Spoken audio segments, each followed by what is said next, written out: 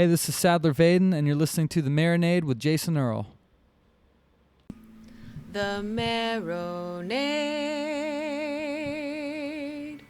There's no O in marinade. Let's try it one more time. Ready? 1, 2, 3. The Marinade. Marinade. Bone marinade. The That's Marinade. The Marinade. With Jason Earle.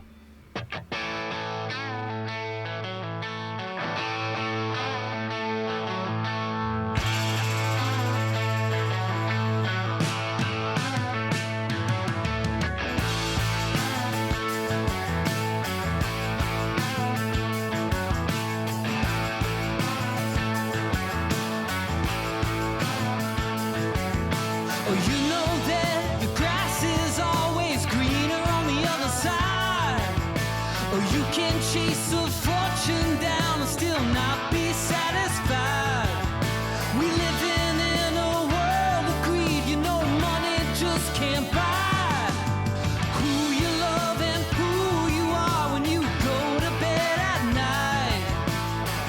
So just be thankful that you woke up alive, 'cause you can't have it all. Welcome to The Marinade with Jason Earle, episode 20. With singer, songwriter, and absolute monster guitar player, Sadler Vaden. Sadler is perhaps best known for his work in Jason Isbell in the 400 unit, but this guy's had an amazing career. He was previously in the legendary Drivin N Cryin and has released his own excellent solo tunes, including 2016's self-titled record that we explore in some detail during this conversation. The thing that struck me the most about Sadler as we caught up ahead of Jason Isbell in the 400 units set at Sing Out Loud Festival in St. Augustine, Florida, is his humility. This guy plays guitar in my favorite band of all time, yet the conversation felt like talking to an old friend. Energetic yet thoughtful and present. Sitting down with Sadler was a dream come true for us, and we touched on a lot of different topics, including our mutual love for Oasis, what lessons he's learned from his legendary bandmates, and so much more. The song that you're hearing during the intro is You Can't Have It All, off his wonderful self-titled solo record. And then at the end of the show, I'll play a song called Still Kids, his new single that just came out very recently. Stick around for what I'm getting down on at the end of the show. Ladies and gentlemen, without further ado, the great Sadler Vaden. We were just thankful that we woke up alive, 'cause you can't have it all, even though you want it. Yeah, if it sells, it sells. I don't know, maybe I think that's always the best way to go. I don't think any of those guys thought that what they were doing was going to be commercially successful. Right. You know, across the board, Pearl Jam, Soundgarden. You know, I don't think any of those guys started. You should never start playing music or start a band to be, you know, Right. famous or to be for money or anything. You know. Right. You Yeah. see the best part, I think, when people are just playing music because they have to. I'm gonna Check, pull this check. chair over and Yeah, that and works. then I was thinking we'd swing this thing out, Oh, that's good. That's a good plan. you know, and then we can feel like. Very official interview. Yeah, there we go. Yeah. Setting. Yeah. Check, check.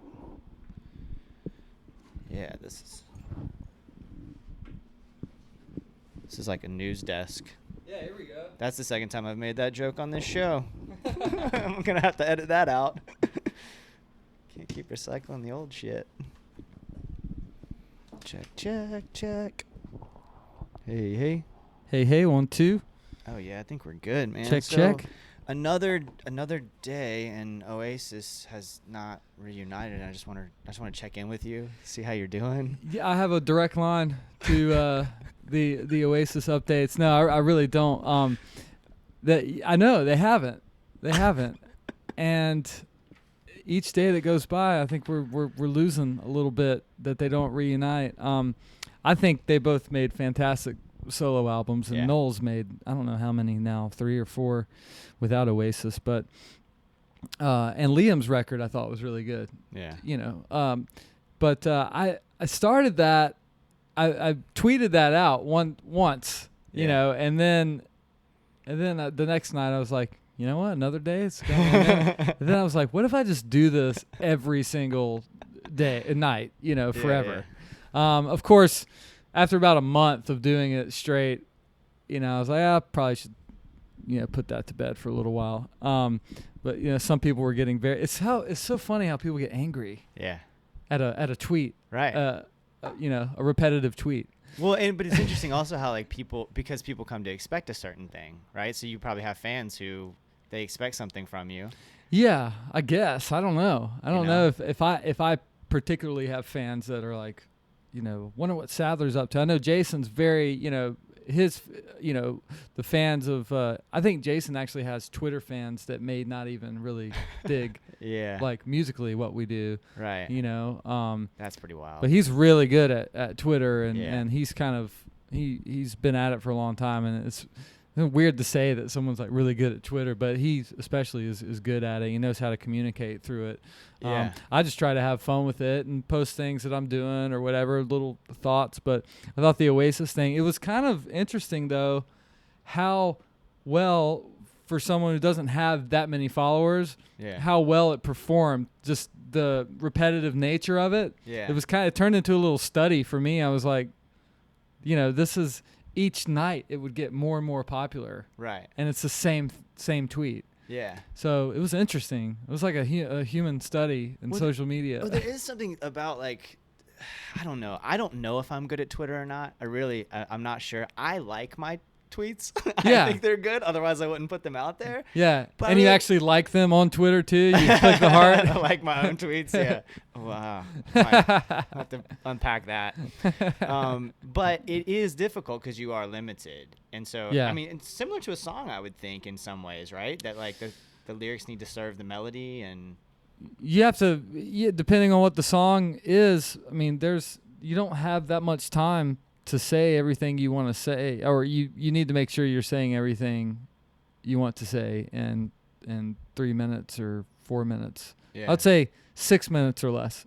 Right. I love songs that are like 2 minutes and 30 seconds. Yeah. You know, like get in, get out. But yeah, you are limited, and you're used to be more limited. Now there's how many characters now? Yeah, 200 and something. Yeah, so you know, people don't. I lost track because it doesn't matter as much. Yeah, you don't have to consolidate and sort. I think that's why Jason was so good at Twitter, actually, because he's a great songwriter. So he was able to word things, you know, in that whatever it was, 130 characters. You know. Yeah. So. Well, speaking of great songwriters, I mean your self-titled solo record is wonderful. Thank you. And your recent single, Still Kids, is wonderful. Thank you very much. And I'm curious about, you know, you've been in these monster bands, right? Or in my mind, monster bands, like these incredible acts, right?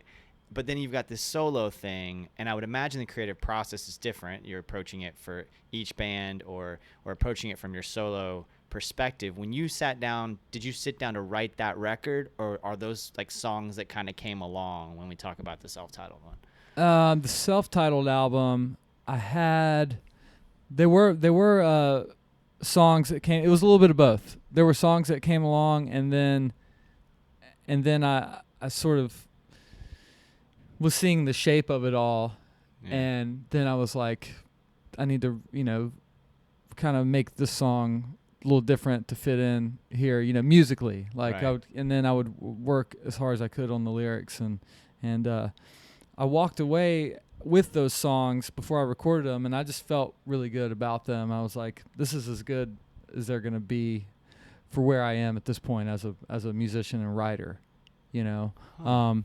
So can you say more about that? What do you mean? I just mean, I feel like I've gotten better in the last 2 years as a writer, but at that point in time, I felt, you know, lyrically I said everything I wanted to say within those songs, you know. What a cool realization. I feel right? Yeah, I think that's the real realization that every songwriter should have every time they do something. That's kind of what I've learned from Jason and Kevin Kinney of Drivin N Cryin. Yeah. You know, and you may hear those songs a year later and go, I could have done better. But you could always say that, and if that's as good as you can get it at that point in time, then that's what you should go with. Yeah. You know. That's great. Does for you, I would imagine, like, I'm taking for granted as a guitar player that you're starting with a guitar lick or a riff or an idea of some sort, a phrasing. Does it come that way, or are there lyrics that come and then you write the music? What does that process look like for you? I find that I don't really have one process. Really? I really don't. Sometimes, you know what I like to do is, it sounds kind of funny for the type of music I play, I guess, but I'll go into a Pro Tools or whatever people use out there. I use Pro Tools, but I'll get my computer up, and sometimes I'll program a little beat. Just I have a beat in mind, and then I pick the guitar up, and I don't know, sometimes a riff comes out, sometimes it's just chords, and then sometimes I just pick the acoustic up and immediately play a chord and sing something, and then I go, whoa, what just happened? I like that. I'll go with that. I mean, it just depends. And then sometimes I have a pretty clear idea. Like I'll have a title. So really it's just different all the time. I know it may be that way for a lot of writers. I think some people have certain ritualistic approaches, like, okay, I sit down, I open up my notebook, and I write without the guitar, or I start with the guitar. And for me, it's just different. I just kind of get to it however I can get to it. Are there certain moments that are more conducive to that for you? Is it like in the morning or in the evening, or? Lately, it's been around 9 p.m. at night when my wife is like getting to bed. She's going up to bed and reading. She's a nurse practitioner, so she gets up. She's got a non-music business job, so she gets up early. And usually that is when something will just hit me. I don't know what it is, but right around like 9 p.m. at night. Sometimes during the day. Used to be in the morning, but not anymore. I don't really feel it in the morning right now. Do you have any sense of why that is? Why it's in the evening now? I have no idea. I don't even question it. And it's not every single night, but usually around 9 p.m. I think it's because on the road, that's usually when we're going on stage. So I think my body's been trained to pick the guitar up around 9 p.m. or do something musical around then. I think that's why that is lately. I'm reading into that maybe on the road it's not coming necessarily, like you're not sitting to write on the road. I have a hard time writing on the road. I really do. I don't know what it is. I just can't. I may get a line or a title or an idea, but I have a hard time doing that on the road. At home, I'm just I got my room, my music room, and I'm just comfortable there, and it's dimly lit. Yeah. So, Do you have like a writing desk? I have a desk where I have like studio monitors, and I have like a laptop, I have a desk and have like some amps and my guitars. I have my records and everything in there too. So it's very like conducive for making music and listening to music, just kind of chilling out. Yeah. Is that so? It's not necessarily like a set aside time. It's just my wife just went to bed. I'm alone. I'm gonna mess around with the guitar a little bit, and then something comes. I don't know that I do well when I set aside the time. Yeah. The other night I was singing I just picked up the guitar and hit a couple chords, and I started singing "Where Would We Be Without Home," and I just started chasing. I was like, I don't know where that came from, but I just started chasing that down. Yeah. So sometimes I don't know what it is, but lately it's been around 9 p.m. at night. That's cool. Did that moment go anywhere? The "Where Would We Be Without Home" it did. moment? Yeah. Awesome. And what I've been trying to do is chase it down. And don't. Yeah. All right, cool. I'll wake up tomorrow like, no, just get as much as you can out. To me, it's the headspace. The idea will still be there, but are you going to be in that free moment that you were in when that came to you? Like, why did that come out of my mouth, kind of thing? Why did that happen? So I'm kind of one of those people with songwriting. I've heard numerous different tales of how people do it, but I don't know. I don't want to say it's like the muse or anything. It's just, I think I'm in a mental capacity sometimes where it's just, I'm just comfortable and I'm not thinking about, I'm going to make a riff or a song right now. It's just, as long as I'm not thinking about that, I think good stuff usually happens. I mean, I might challenge you on the idea of like not shying away from saying it's the muse, because I really think there's a magic to it. Like there is and that might be uncomfortable to say out loud, right, as a musician, but I think that's what I'm feeling, saying that out loud, like, because ultimately, in some ways, what we do is absolutely ridiculous. You know what I mean?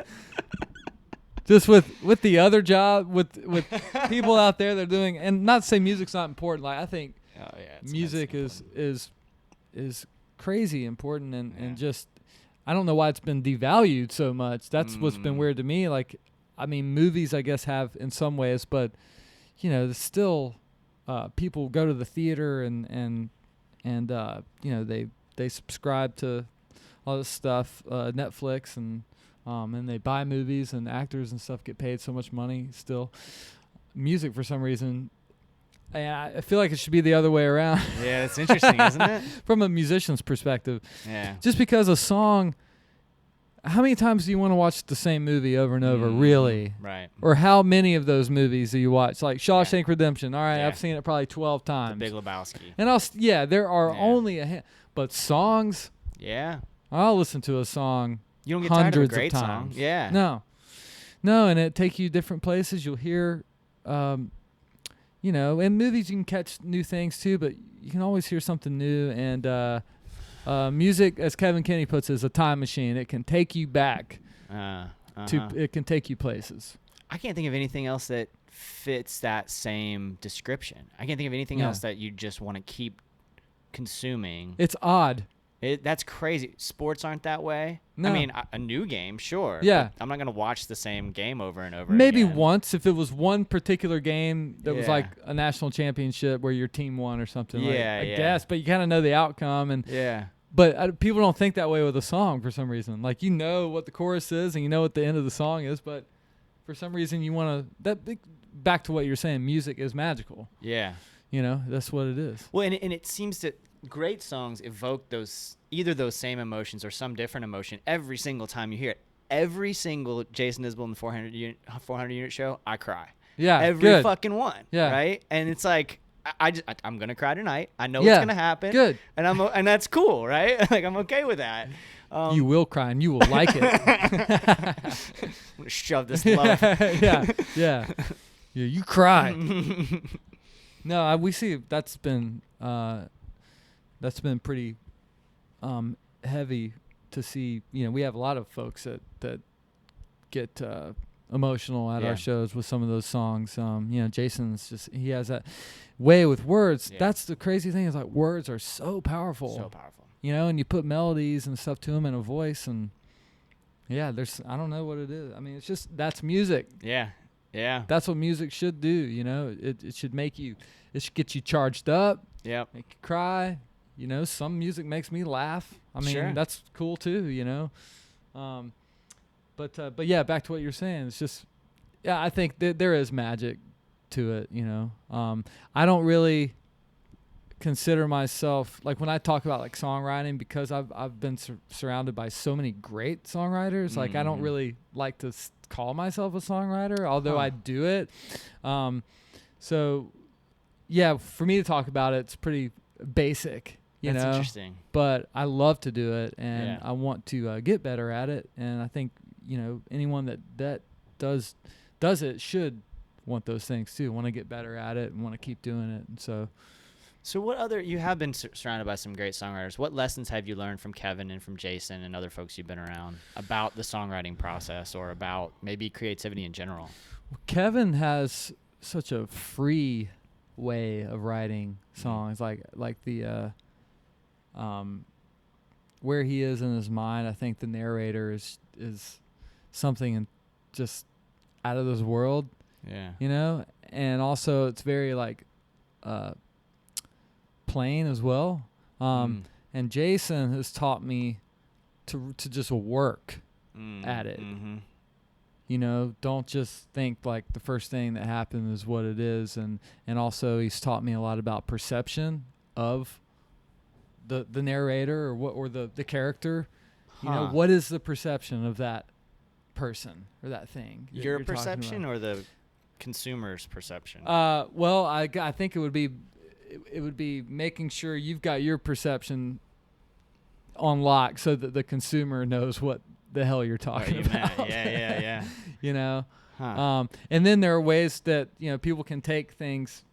I think that's always going to happen. People can kind of apply their own thoughts on what certain lines mean or what who the character is. And so I've just learned, you know, Kevin's got that, like I said, sort of, I don't know how to describe it really, but that free thinking, kind of poetic, artistic writing.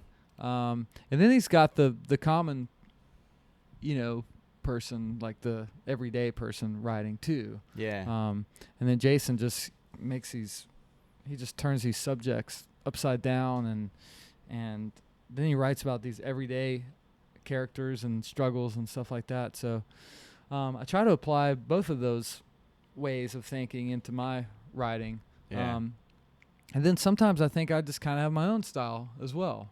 Sure. You know, which is all a product of everything I listen to: the Beatles, the Who, the Stones, just all the classic rock and roll stuff. You know, there's that feel to the solo record for sure. Yeah, there's like that classic.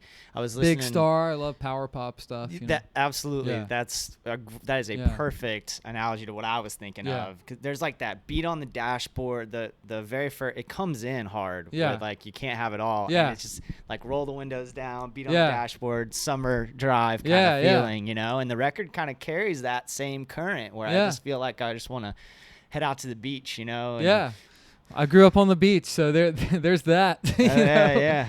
I also have like a dream of living in California or something, which I probably will never happen. But I know that might sound really generic, but I try to place myself in my mind sometimes, like just like driving, you know, out there with the windows down and what I would want to be like hearing. I think Tom Petty captured that so well musically and lyrically, but you know, once again, music, man, takes you somewhere. Yeah. You know? Yeah. And Tom Petty may take other people different places, but to me, he takes me sort of to South Carolina. He takes me to California. He takes me to Central Florida. Yeah. You know, which is kind of where it all started for him and where I grew up. Yeah. So like for me, I feel his music here too, like here in St. Augustine. Yeah. You know, like there's a classic authenticity to it. You know, I talk a lot about authenticity on the show because I'm just kind of obsessed with it. Yeah.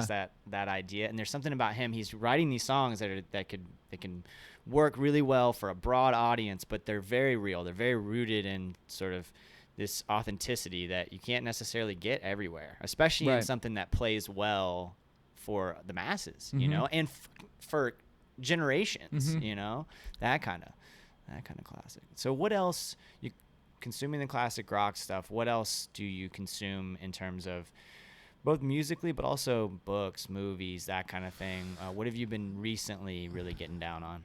Well, obviously TV shows are just killing movies right now. Like as far as just blowing them out of the water, in my opinion, like these limited series or these, you know, just the Netflix, all the original programming that these streaming services are doing. So, you know, I try to keep up with all that's going on. Movies, I haven't really enjoyed a movie in a long time. Really? Yeah, I haven't seen one that just thought that was great. Music I try to keep up with as best I can, you know. And of course, living in Nashville, there's a lot of music coming out of there. Yeah, it's hard to keep up with all of that. But I like a lot of the stuff that's on the Americana scene. Like I can appreciate Greta Van Fleet, what they're doing. Yeah, you know. There's I love Leon Bridges' new album. You know, but yeah, I guess I'm constantly consuming all that stuff. Now, books, I'm reading a book called The Blinds right now that I like a lot. That I got from the library. My wife's gotten me into going to the library, which I'm actually really enjoying. Yeah, oh, it's wonderful. We pay for it. Yeah, dude, we have in Orlando has one of the best funded library systems in the country. Really? And so like we can get it delivered. You just go online, order the book, they deliver it by courier for free to your door. You got to take it back, but it's just like any book you want, it's there in 2 or 3 days. That's great. And so I'm constantly getting books from the library. Sorry. So The Blinds, you said? The Blinds. Okay. I can't remember the author right now, but I'm really into it. I'm like 6 chapters. So I just kind of started it, but it's really good. What's the premise? Is it? It's about it's like a secret town that you're not too sure what people have done to go there. You're not sure if they're running from something or they've done something bad, and it's sort of like a witness protection type town, but no one's really supposed to know about it. And once you get in there, you can leave, but you can never come back. And it's 100 miles from any populated place, and there's like one sheriff, you know, and they get goods like shipped in and everything. Like you can't have any contact with the outside world outside of, you know, the blinds is what they call it. Interesting.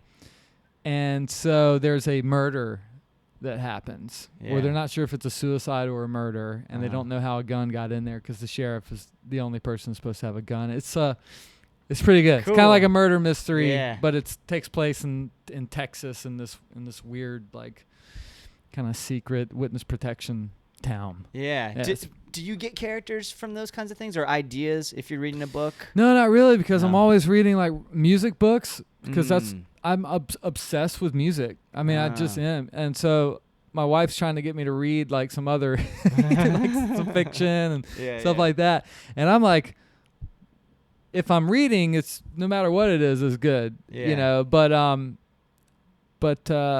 you know, she'll try to turn me on to books, and it may not be my thing. So I just have to kind of find my thing. And this was a book that I have really enjoyed.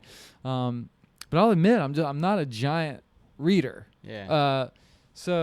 But I will read like a music autobiography. Like I will fly through it. Yeah. You know, I've started Bruce Springsteen's a couple weeks back.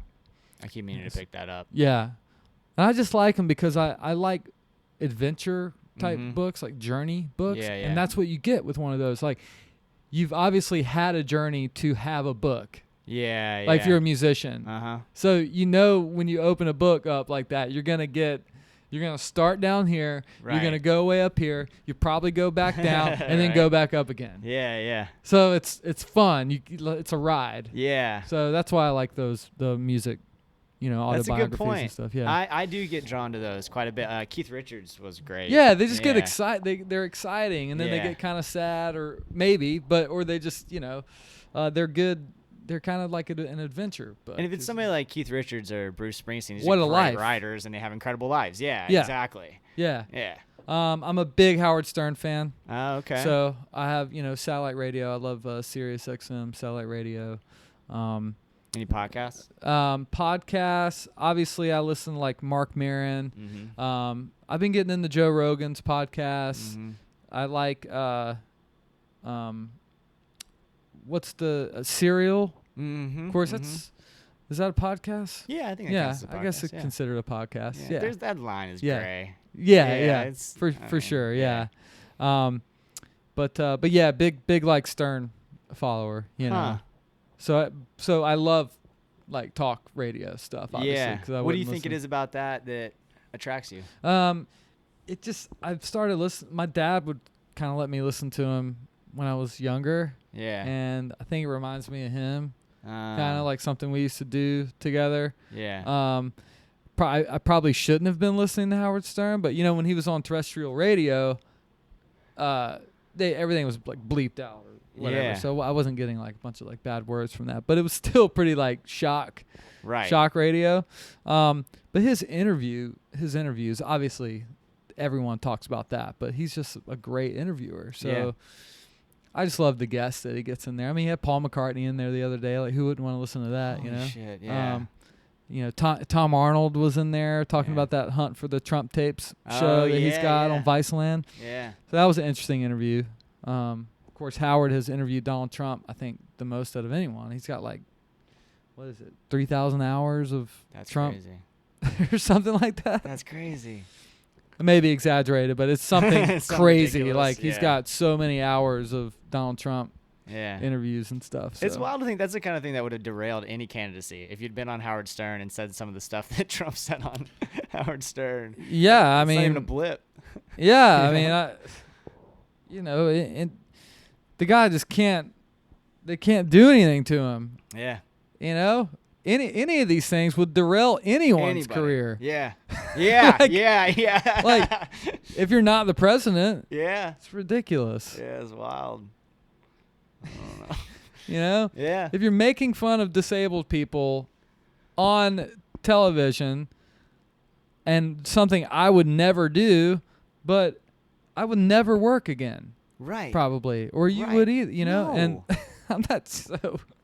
It's nuts. I can't imagine like carrying on meaningful relationships with people after I did something like that. No. Like, I don't like having friends would be tough. I would right. feel like. Yeah. So that's very interesting. Yeah. What is you got this show coming up tonight. I don't know if you've looked at the schedule much, but it's an amazing lineup today. It is an amazing lineup. Are you gonna catch any of the music? I only saw the schedule on the main stage. Okay. Which is Lucero, the Decemberists, and us. Yeah. And which is Jason Isbell in the 400 unit. For those. People who listening don't know. had no idea that you were in the band. So that is a great rock show right there. Yeah. So that'll be fun. Yeah. Yeah. And then I'm gonna catch Austin Lucas. Okay, so there's another stage. I heard about this. Okay. So there's the amphitheater. So you've played the amphitheater before. Yes. If you're looking out. In fact, one of my favorite shows I've ever seen was y'all 2015. I want to say it was. Yeah. Here. Yeah. Do you remember that? We love playing here. God, it's amazing. Yeah, we just get fired up. I don't know. And then y'all, the two of you do this just about every time I see you now. But like you'll have just this really intense solo battle, little guitar duel kind of thing. Guitar duel Yeah, kind of thing. Yeah. And that one, something was about that night was just special, man. It was a little cold out. It was like a little bit chilly. And there's just the light was just right. Yeah. I was standing in the back half the time crying by See, myself. I know exactly what you're talking about because I'm a fan too. I'm a music fan too. And Yeah. there's nothing better than a great concert in a great venue on a great night. Yep. And that venue is one of the best. And then I camp in the campground adjacent to it. So you can just walk over. I just walk back to my camp, change the shirt if I need to, come on back. But when you come up to if you're on stage, to sort of stage left outside of the venue is a smaller stage with a deck. And so that's where they'll put acoustic acts. So that's where Chuck Reagan's playing, Austin Lucas, and Tim Barry's playing, and then Christina Wagner is playing at noon, I think. And then those three guys are going 1, 2, Very 3. cool. So really cool stuff. And then Amigo the Devil. You know Amigo the Devil? No. He's playing 1:30. I don't know. You guys might be already on the road by then, but at night? Yeah. Oh, okay. Yeah. I think we will be because we're going to Charlotte tomorrow. Okay. Yeah. But if you ever catch him out on the road, he's wonderful. Yeah, he's so very good. cool. I'll So, check that out. Yeah, so I'm stoked, man. What is the rest? So are you gonna go catch some stuff? You think, or you? I'm going to do the beach all day. Oh, nice. Yeah. Okay. I've got my wife out here this weekend. Oh, great. She's riding the bus. Awesome. And yeah, this is our. We don't get too many weekends together. Sure. With our schedule. Yeah. Lately, because we've been on the road, kind of on the second half of supporting the Nashville sound, so we've been very busy. Yeah. So we're gonna take this opportunity to go down to the beach all Good for day. you, man. So we're gonna do that. Awesome. So I'm gonna unfortunately miss some shows, but Yeah, the priorities. Yeah. Yeah. You get to see plenty We're of gonna go get music. some sunshine and have a good time. That's So, great, man. Yeah. Well, I'll let you get to that, Sadler. Thank you. Thank so you. much, Thank you man. so much It's for such having a me on pleasure. here. Yeah. Yeah.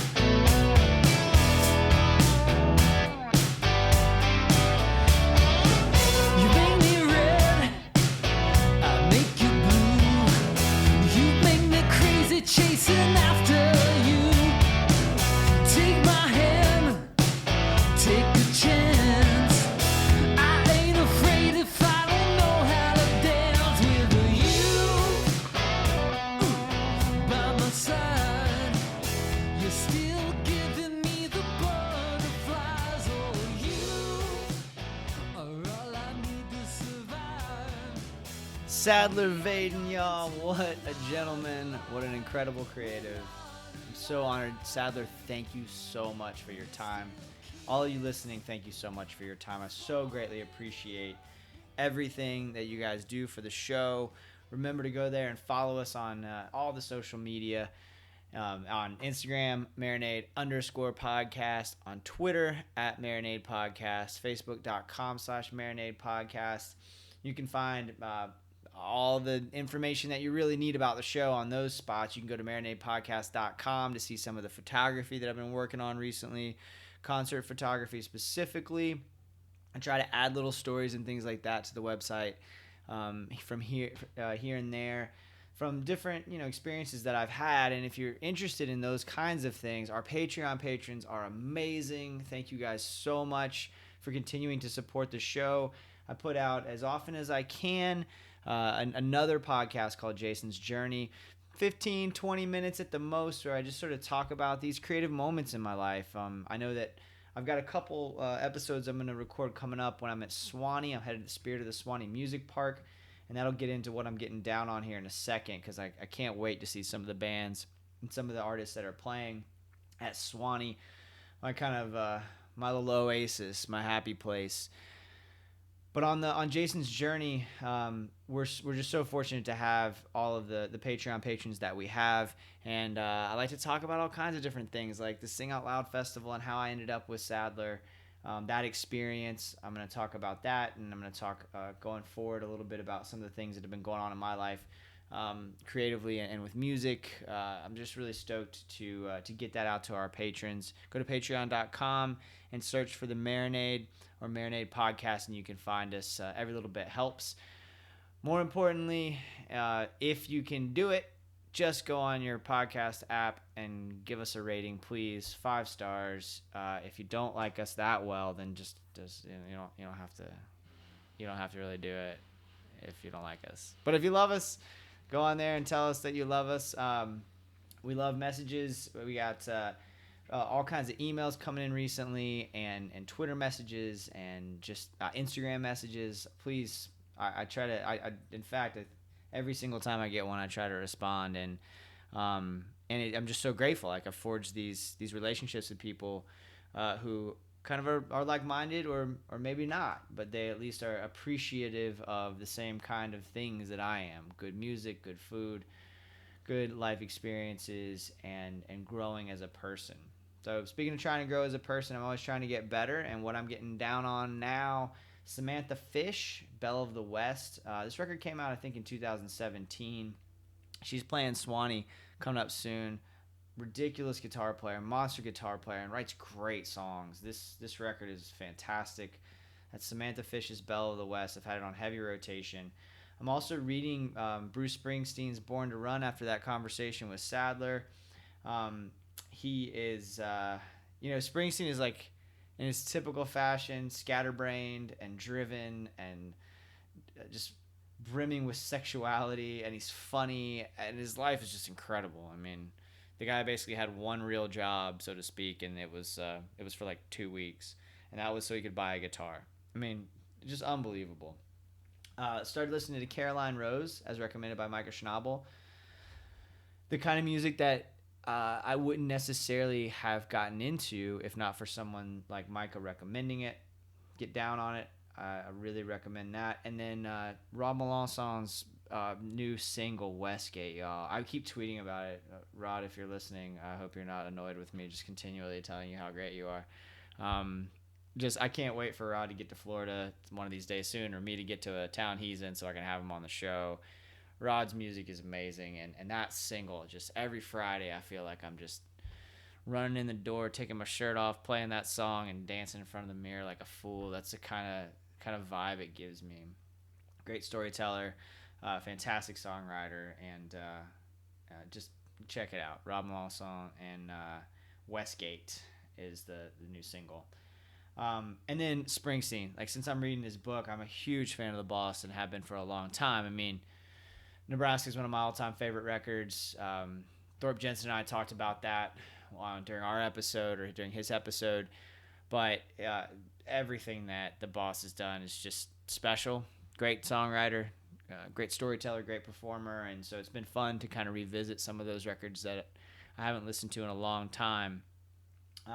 Yes, I will confirm that I cried mostly throughout the Jason Isbell and the 400 unit set. Sing Out Loud was special, y'all. I don't know how to do it justice other than I'm going to do my best during a Jason's journey. But got to talk to Austin Lucas, who has maybe made my favorite record, if not it's certainly in the top 5, up there with Casey Anderson's Hawks and Doves and American Aquarium's record and a lot of other amazing albums that have come out this year. But talking to Austin was intense, and I'll talk more about that in the next episode. And then after that, we got Chuck Reagan coming up.